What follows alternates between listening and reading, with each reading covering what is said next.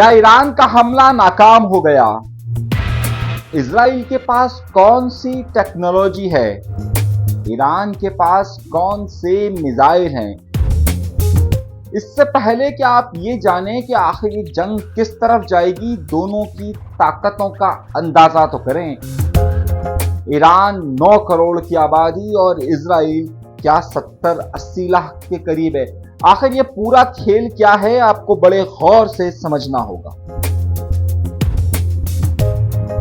अपने प्रोग्राम का बाकायदा आगाज करते हैं अपने परवरदिगार के शुक्र से। मैं आज आपको बहुत ही अहम तफसीलात में ये बताऊंगा कि इजराइल के पास कौन से ऐसे हथियार और ऐसी कौन सी टेक्नोलॉजी है कि जिसकी मदद से करीबन कोई ईरान के 300 के करीब फायर किए गए ड्रोन, क्रूज मिसाइल और बैलिस्टिक मिसाइल वहां तक नहीं पहुंच सके। हम जज्बाती नारों की तो बात करते हैं, लेकिन उन जज्बाती नारों के पीछे छुपे हुए वो साइंसी हकाइक हमारे सामने होने चाहिए जिससे ताकतों का मुआवजा होता है। आखिर वो क्या वजूहात हैं कि 1948 से इजराइल के कयाम के बाद से लेकर अब तक अरबों की जानिब से कई इस तरह की जंगें लड़ी गई। 1973 में आखिरी जंग हुई और उसके बाद अब 1973 के बाद ये सन 2024 है कि जिसमें इजराइल पर पहली किसी रियासत यानी कि ईरान ने हमला किया। तो दोनों के पास टेक्नोलॉजी के साइंसी मुआवजे को हम करेंगे, लेकिन ये बात जानना भी बहुत जरूरी है कि आखिर 1973 के बाद यानी 1973 के बाद 83, 93, 83, 93, 2003 के बाद 2013 और 2013 के बाद अब 2023 यानी कि करीबन करीबन कोई 50 साल के बाद यह हमला हुआ है। अब जो ये हमला हुआ है तो ईरान, और आप ये समझ रहे होंगे कि क्या तारीखी बुनियादों पर ईरान और इजराइल के दरमियान क्या हमेशा यही जंग जारी रही है? ऐसा नहीं है। अगर हम इजराइल की पुरानी किताबों और खास तौर पे बाइबल्स को अगर गौर से देखें तो उसके इजरा एडिशन के अंदर ईरान यानी कि तारीख में 2000 साल पीछे भी जाएं तो उनकी मुकद्दस किताबों के अंदर ईरान के बादशाहों और ईरान की सल्तनत की बड़ी तारीफें की गई हैं।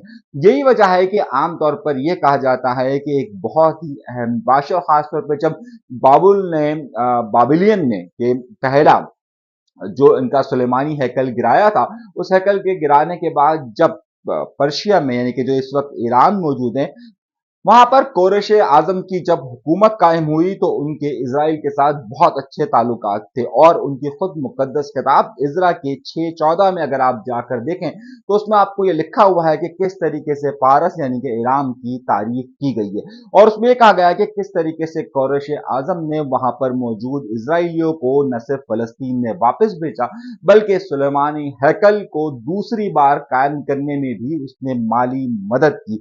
ये बाकायदा उनकी मुकद्दस किताबों के अंदर दर्ज है और ये बात इसीलिए इजराइल और ईरान के दरमियान जो ताल्लुकात थे, जब इजराइल का कयाम अमल में आया तो उस वक्त इजराइल को तस्लीम करने वाली जो दूसरी मुस्लिम रियासत यानी तुर्की के बाद जो दूसरी मुस्लिम रियासत थी वो ईरान थी कि जिसने इजराइल को तस्लीम किया। आजकल वैसे भी आपने सुना होगा कि एक बार फिर ये चीजें चलना शुरू हो गई कि सुलेमान हैकल को तीसरी बार कायम किया जा रहा है और जो दूसरी बार जो कायम किया गया था वो किस तरीके से ईरान में ही मौजूद सल्तनत ने उसको कायम किया था और आज ईरान ही उसकी मुखालफत में। खैर, हमारा नुक्ता नजर ये नहीं है।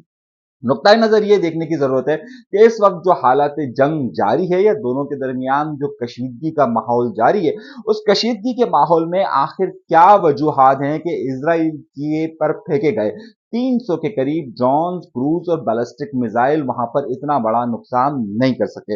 हमारा आज का खास उन्वान और फोकस यही है कि आखिर इसकी क्या वजह है। जिस जमाने में मैंने वैसे ही जिक्र कर दिया था कि अगर हम जरा सा तारीख को देखते हैं तो कोरेश आजम के पास वो तमाम उस वक्त के जदीद हथियार और जदीद टेक्नोलॉजी मौजूद थी कि जिसकी वजह से उन्होंने बाबुल की ताकतवर सल्तनत को शिकस्त देकर फिर सुलेमान हैकल बनाया था। मगर इस वक्त ईरान के पास क्या वो टेक्नोलॉजी मौजूद नहीं है कि जो कि इजराइल के इस आयरन डोम या फिर एरो स्पेस जो उसकी टेक्नोलॉजी है उसे शिकस्त दे सके।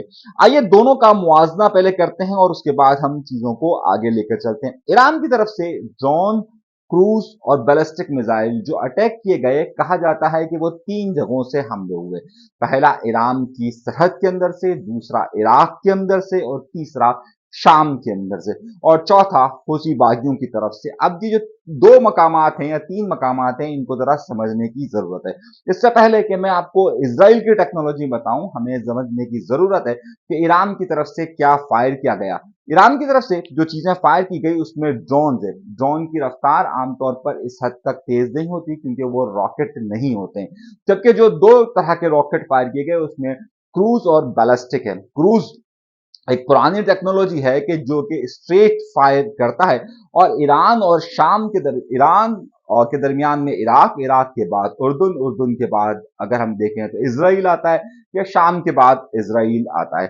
अब यहां से यहां तक का फासला जो कम अज कम भी फासला है वो तकरीबन 1000 किलोमीटर के करीब है। क्रूज मिसाइल अगर हम देखते हैं तो उसकी रफ्तार आमतौर पर 3 से 4 किलोमीटर पर सेकंड के हिसाब से होती है, जबकि जो सबसे ताकतवर बैलिस्टिक मिसाइल कहा जाता है, जिसका सबसे पहला इस्तेमाल जर्मनी ने पहली जंग अजीम के वक्त किया था, उसके बाद से इसमें कई चीजें तब्दील हो चुकी है। क्रूज मिसाइल का मसला जहां स्ट्रेट होता है, वहीं बैलिस्टिक मिसाइल एक ट्रेजेक्टोरी बनाता हुआ जाता है, यानी ये बॉल की तरह होता है। आप उसको बॉल को ऊपर फेंके और जिस तरीके से वो आप फेंकेंगे वो इस तरीके से यूं घूमकर यहां पर गिरेगा। अब यहां पर जाहिर है इसकी स्पीड आमतौर पर 4 से 5 या मैक्सिमम 6 से 9 किलोमीटर पर सेकंड तक होती है। अगर इस फासले को यहां से ईरान से अगर हम इसराइल तक का फासला देखें तो इस दौरान इसको यहां से वहां पहुंचने में मिनिमम कम से कम 10 से 11 मिनट, और जाहिर है बहुत सारे लोगों ने कहा कि इसे 20 से 22 मिनट वहां पर लगेंगे। अब जाहिर है 20 से 22 मिनट के अंदर उनका यहां पर पहुंचेंगे। अब 20 से 22 मिनट के मुकाबले के लिए इसराइल ने दो तरह की अपनी टेक्नोलॉजी को रखा हुआ है। पहली, खासतौर पर 1973 में 1973 के अंदर होने वाली जंग के बाद जो इसराइल को सबसे बड़ा खदशा था, वो ये बात समझ चुका था कि अब उसे सबसे ज्यादा खतरा जो हो सकता है वो अपने एयर स्पेस यानी हवाओं से हो सकता है। इसके लिए इन्होंने एक काम करना शुरू किया, और सबसे पहले सन 2003 में एक चीज मुतारिफ करवाई गई, इंट्रोड्यूस करवाई गई, जिसे कहा गया आयरन डोम। इसके नाम की एक अलग कहानी है कि कैसे इसका नाम पहले गोल्डन डोम रखा गया, लेकिन क्योंकि गोल्डन डोम बैतुल मुकद्दस के डोम ज़ाहिर है आपको पता है गुंबद को कहते हैं, तो उसकी बैतुल मुकद्दस के गोल्डन गुंबद की तरफ इशारा था, लेकिन बाद में इसका नाम आयरन डोम कर दिया गया। हम उसकी बहस में नहीं पड़ते, हमारा टॉपिक बहुत ज्यादा क्लियर है। तो सबसे पहले हम देख लेते हैं कि आयरन डोम क्या चीज थी। आयरन डोम बेसिकली एक ऐसी टेक्नोलॉजी है कि जिसकी मदद से करीबो जवार से कोई भी मिसाइल या कोई भी ऐसा खतरनाक जहाज के जिसे खतरा समझा जा सकता है उसे महसूस किया जा सके, और महसूस कर कर इसके मुतालिक फैसला किया जा सके, और फैसला करने के बाद उस पर हमला किया जा सके। दर हकीकत जो इसराइल का जो आयरन डोम सिस्टम है वो तीन हिस्सों में तकसीम है। सबसे पहली चीज है रेडार। इनके पास जदीद तरीन रेडार है। कहा जाता है कि इनके पास जो रेडार सिस्टम मौजूद है वो सिर्फ और सिर्फ 6 मुल्कों के पास मौजूद है, और जिन 6 मुल्कों के पास मौजूद है उसमें से भी सबसे ज्यादा ताकतवर एयर का ये जो रेडार है वो इस वक्त इसराइल के पास मौजूद है। अच्छा, क्यों मौजूद है ये मैं आपको आगे चलकर बताता हूं, लेकिन पहले जरा ये समझने की कोशिश करेगा कि ये रेडार है क्या चीज। ये रेडार तकरीबन 3000 किलोमीटर, यानी कि 3000 किलोमीटर का मतलब ये समझिए कि ये इराक को छोड़कर ईरान की सरहद से लेकर पाकिस्तान तक, ये यहां तक तकरीबन तकरीबन वो तमाम चीजें कि जो यहां से हवा में दाखिल होगी और जिसकी सिमत इसराइल की तरफ होगी ये उसे पहचान सकेगा।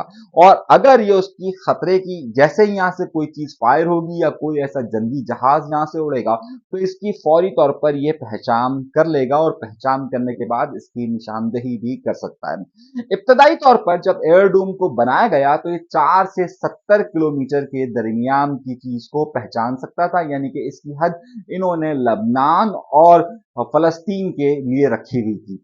अब उसकी वजह यह थी कि जहां तक ये पहचान सके, मगर आपने देखा होगा कि अगर ये पहचान सकता है और फौरन अपनी तरफ खतरे को पहचान सकता है, तो फिर आपने देखा होगा कि जो हमास की तरफ से यहां पर हमले किए गए थे रॉकेट, और जिस तरीके से लोग उतरकर जिन्होंने इसराइल पर हमले किए थे, जिसके बाद इसराइल की तरफ से गजा में हमला किया गया, अगर आप उस कहानी को देखें तो उसमें एक बड़ा मामला यह है कि ये एयरडोम सिस्टम एक हद तक यानी कि हवा में चंद 100 किलोमीटर के बाद से अपनी चीजों को देख सकता है। ये बात हमास बहुत अच्छी तरीके से जानता था, इसीलिए उन्होंने जो लोग इसराइल की हुदूद के अंदर उतारे थे, उनकी परवाज बहुत निचली रखी थी ताकि वो आराम से उतर सके। अब बहरहाल इसमें एक बड़ी अहम पहचान ये है कि ये रेडार ये भी बता सकता है कि ये किस तरफ जा रहे हैं, और क्या ये आबादी की तरफ जा रहे हैं या किसी हसास जगह पर इसराइल की तरफ जा रहे हैं। तो अब उसके बाद जब ये मालूमात ले लेता है तो विद इन अ 1 से 2 सेकंड के अंदर अंदर 1 से 2 सेकंड के अंदर इनका दूसरा निजाम है कि जिसे कमांड एंड कंट्रोल कहा जाता है, जिसे ये बैटल मैनेजमेंट सिस्टम यानी कि जंगी कमांड एंड कंट्रोल सिस्टम कहते हैं, यानी कि जंग को किस तरीके से कंट्रोल किया सकता है, बैटल मैनेजमेंट सिस्टम इसको कहते हैं। यहां पर यह फैसला किया जाता है कि जनाब कौन कौन सी जब ऐसे हैं कि जो ज्यादा खतरनाक जगहों पर जा रहे हैं और जो हसास जगहों पर जा रहे हैं और किन्हें पहले निशाना बनाना है। उसके बाद यहां पर यह फैसला होता है और 1 से 2 सेकंड के अंदर यह फैसला या उससे भी कम वक्त के अंदर यह फैसला होने के बाद ऑटोमेटिकली ये एक जगह पर आ जाता है। जो तीसरा इनका होता है जिसे कहते हैं, जहां पर इंटरसेप्टर्स लगे होते हैं। इंटरसेप्ट करने का मतलब है कि जो उसे इंटरसेप्ट करेंगे और उसको रोकेंगे। ये तमाम प्रोसेस होने में करीबन कोई 2 से 3 मिनट में मैक्सिमम आपसे कह रहा हूं उसमें यह फैसला होता है, और इंटरसेप्टर वहां से रवाना होते हैं और रवाना होकर वो उस पर अटैक करते हैं।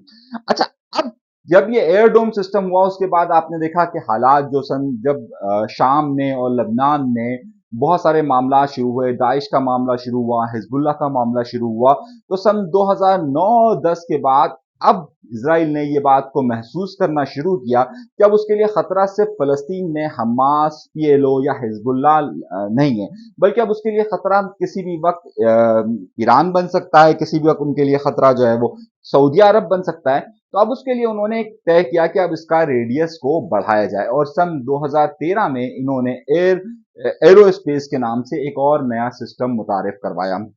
ये जो सिस्टम मुतारिफ करवाया ये करीबन 2000 किलोमीटर तक, यानी कि 2000 किलोमीटर से ज्यादा पर ये देख सकता है कि इसराइल की तरफ कोई चीज आ रही है या नहीं आ रही है।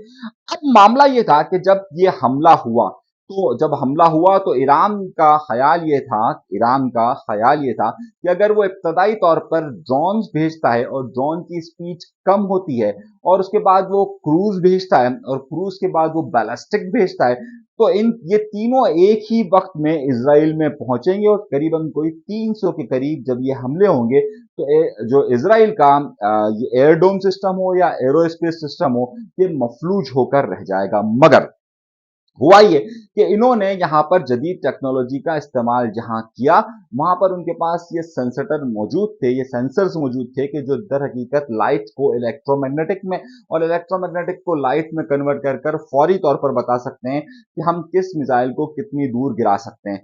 अब जैसे ये 300 के करीब चीजें फायर हुई, पहले ड्रोन आना शुरू हुए, उसके बाद क्रूज, उसके बाद बैलिस्टिक मिसाइल आना शुरू हुए, तो इसराइल ने इसको निशाना बनाना शुरू किया। अच्छा, इसमें जो बड़ी अहम मदद की वो खास तौर पर अमेरिका ने की। अमेरिका ने का एक ऐसा ही एक सिस्टम इराक के अंदर पहले से मौजूद है। जब वहां पर इस बात की निशानदेही हुई कि इराक से बहुत सारे मिसाइल, ईरान से बहुत सारे मिसाइल जा रहे हैं, तो एक सिस्टम को वहीं इराक की हुदूद के अंदर ही गिराने की कोशिश की गई, उसके बाद उर्दून के अंदर गिराने की कोशिश की गई और उसके बाद फिर दीगर जगहों पर गिराने की कोशिश की गई। अब जाहिर है 200 के करीब थे, एक दो जगहें ऐसी थी कि जहां पर ये गैस नहीं हो सका और वहां पर बैलिस्टिक मिसाइल ने हमला किया, जिसमें जो उनका सबसे बड़ा सहरा है वहां पर मौजूद एक एयरबेस सिस्टम मौजूद है। अब यहां से बहुत सारे सवालात उठते हैं। अगर हम एरो 2 को देखें, जो उनका एरो 2 का जो इंटरसेप्ट करने का सिस्टम है, और एरो 3 जो उनका इंटरसेप्ट करने का सिस्टम है, एरो 2 को उन्होंने दो जगह पर लगाया हुआ है, एक तल अबीब के पास और एक हिफा के पास। ये दो जगहों पर मौजूद है, जबकि एरो 3 उससे ज्यादा मजबूत टेक्नोलॉजी है जो वहां पर मौजूद है। अब ये टेक्नोलॉजी इतनी ज्यादा मजबूत है कि इसे इस वक्त जर्मनी ने करीबन कोई 1 बिलियन पाउंड से ये इनसे कुछ मिसाइल्स खरीदे, 1 अरब पाउंड के बदले। अच्छा, इसमें यह कहा जा रहा है कि इसकी मालियत बहुत ज्यादा होती है, यानी कि अगर एक एरो 2 को देखा जाए तो करीबन $1 लाख से लेकर $10 लाख तक इसकी कीमत होती है। इस बात का एस्टिमेट किया गया कि करीबन $1 अरब का जो ये 200 के करीब 300 के करीब क्रूज और बैलिस्टिक मिसाइल्स फायर किए गए, उसके बदले तकरीबन इसराइल ने $1 अरब का एक्सपेंस किया। उसको रोकने के लिए। लेकिन ये $1 अरब इसके लिए कोई मायने नहीं रखता। अभी जब ये टेक्नोलॉजी बन रही थी उस वक्त करीबन 2 मराहिल में अमेरिका इस प्रोजेक्ट को $2.6 बिलियन सिर्फ इसकी रिसर्च के लिए दे चुका है। जो इसराइल का एयर स्पेस सिस्टम है उसमें तकरीबन 14,000 के करीब मुलाजमीन काम करते हैं। अब ये पूरा का पूरा चाहे इनकी पूरा का पूरा रेडार सिस्टम ELTA के मातहत बना है कि जो कि इसराइल की एयर स्पेस की इंडस्ट्री यानी कि जो सरकारी इंडस्ट्री है। जबकि इनका जो पूरा सिस्टम है यानी कि जो इंटरसेप्ट का सिस्टम है वो राफाइल जो इनकी एक कंपनी है उसमें बना है। यहाँ पर यूएस स्पेस ने इनकी मुकम्मल तौर पर मदद की है, बोइंग कंपनी ने भी इनकी मदद की है, लेकिन ये तमाम की तमाम जदीद टेक्नोलॉजी इसराइल में ही बनी है। इसलिए इसराइल इस टेक्नोलॉजी के हवाले से अपनी बहुत ज्यादा कमांड रखता है और वो इस वक्त दुनिया के उन तमाम ममालिक को एयर स्पेस की टेक्नोलॉजी फराहम कर रहा है कि जो कि बड़े ममालिक है, जिसमें मैंने आपको जर्मनी का नाम दिया, जिसमें फ्रांस शामिल है, जिसमें खुद यूके शामिल है। अब उसका मुकाबला क्या ये सब कर सकते थे? क्या ईरान को मालूम था कि वो ये सब फायर कर रहा है, वो इसराइल को उस हद तक नुकसान नहीं दे सकेंगे? दर हकीकत यहां से ईरान ने और खुद रशिया ने दो तरह की टेस्टिंग की है। एक ये टेस्टिंग की है कि क्या ईरान का जो ये अगर 200 के करीब मिसाइल जाते हैं तो क्या ईरान जो इसराइल का सिस्टम है वो इसे किस तरीके से रोकेगा। इसी वजह से इन्होंने अभी तक जो फायर किया वो हल्के मिसाइल्स किए और इन्होंने हल्का पैसा लगाकर इसराइल के ज्यादा पैसे खर्च करवाए, लेकिन क्योंकि इसराइल की ये अपनी टेक्नोलॉजी है तो उसे बनाना उसके लिए इतना मसाइल नहीं है। मगर सवाल ये बनता है कि जब रशिया ने उनकी मदद का कहा था और खास तौर पर जो सुपरसोनिक बैलिस्टिक मिसाइल कहे जाते हैं कि जो कि जदीद तरीन मिसाइल हैं, वो अभी तक क्यों और किस लिए ईरान ने इस्तेमाल नहीं किए जो कि रशिया की तरफ से दिए गए हैं। ये जो सुपरसोनिक बैलिस्टिक मिसाइल्स हैं ये तमाम के तमाम वो मिसाइल्स हैं कि जिनकी स्पीड बहुत ज्यादा होती है और जिसे आमतौर पर रेडार पर इतनी जल्दी से कैच नहीं किया जा सकता। ये आमतौर पर उस रेडार को धोखा देने में के भी बड़े माहिर होते हैं, क्योंकि आमतौर पर जो बैलिस्टिक मिसाइल फायर किए जाते हैं उन बैलिस्टिक मिसाइल को जब वो जाते हैं तो 3 हिस्सों में अपनी मूवमेंट को करते हैं। पहला जब वो फायर होते हैं, दूसरी के बाद जब वो फ्री फॉल मूव करते हैं और तीसरा वो कि जब वो गिरते हैं, जिस तरह बॉल होती है कि ऊपर आप उसको थ्रो के जरिए फेंकते हैं, फिर वो एक सफर तय करती है और उसके बाद वो खुद से ग्रेविटी की वजह से नीचे उस मकाम तक गिरते हैं। लेकिन कुछ बैलिस्टिक मिसाइल ऐसे होते हैं कि जिनके ऊपर ऐसे सेंसर लगे हुए होते हैं कि जो वक्त के साथ साथ अपनी डायरेक्शन को मुसलसल बदल रहे होते हैं ताकि वो उस चीज को जो गुमराह कर सके रेडार सिस्टम को और खास तौर पे जो इंटरसेप्टर्स मिसाइल्स आ रहे हों उसे वो गुमराह कर सके। तो सुपरसोनिक मिसाइल्स के अंदर ये टेक्नोलॉजी मौजूद है, लेकिन ईरान ने वो टेक्नोलॉजी इस्तेमाल नहीं की। इसकी कुछ लोगों ने वजह ये बताई है कि शायद रशिया के पास इसने अपनी की को उसके पास रखा, यानी जो डिजिटल इसकी मूवमेंट है उसे अपने पास रखा हुआ है। लेकिन अगर आप ईरान के और रूस के इस हवाले से स्टेटमेंट्स को देखें तो वो वक्त आने पर इसे इस्तेमाल करेंगे।